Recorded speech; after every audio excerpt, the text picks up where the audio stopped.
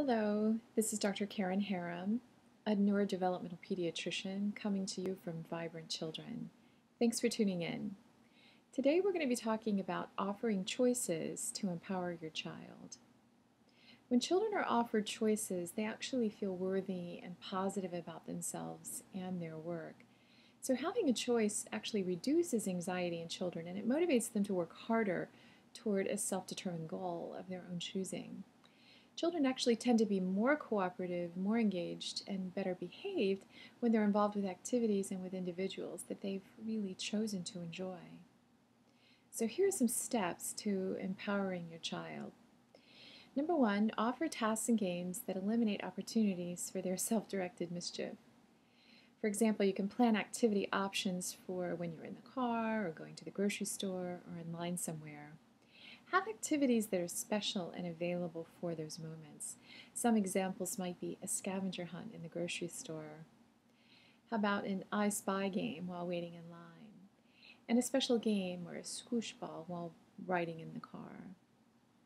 You know, there's lots of free information, excellent blogs and websites available to you, and I've listed those on the written portion of this blog for you to reference. Step two, plan for a little bit of floor time each day, even if it's 5 minutes of dedicated time where you play what they want to play at their level. You know, I never really enjoyed playing sword fights or pulling out the blankets to make a tent over the dining room table, or even setting up the train track in the middle of the family rush hour.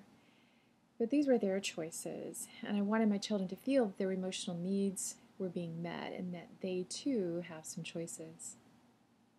So floor time is important. Step three, show your child what he can do because he's already been told too many times what he can't do. When you give your child a choice, you can use phrases such as, you might try, or maybe another game would be more interesting and fun. These phrases are more gentle and they allow the child to own their decision and to learn accountability for their actions. So beginning with breakfast, you might ask, do you want pancakes or muffins?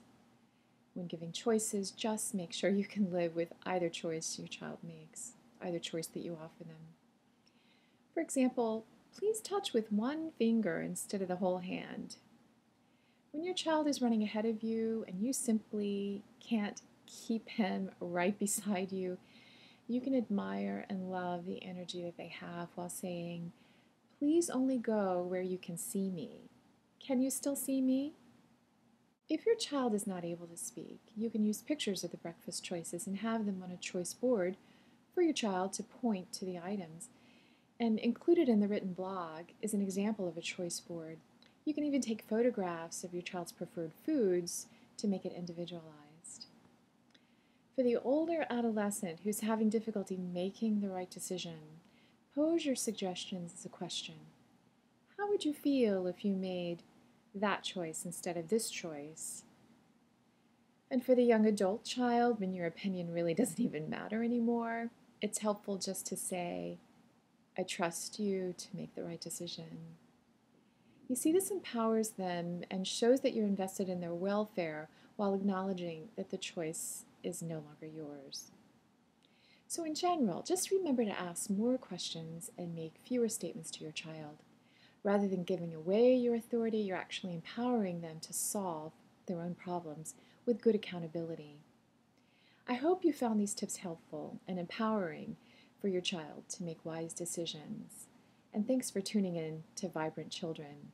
Don't forget that this blog post is leading up to a free live webinar on the joyful child, and I hope you can stay tuned with us for that upcoming webinar. Thanks so much.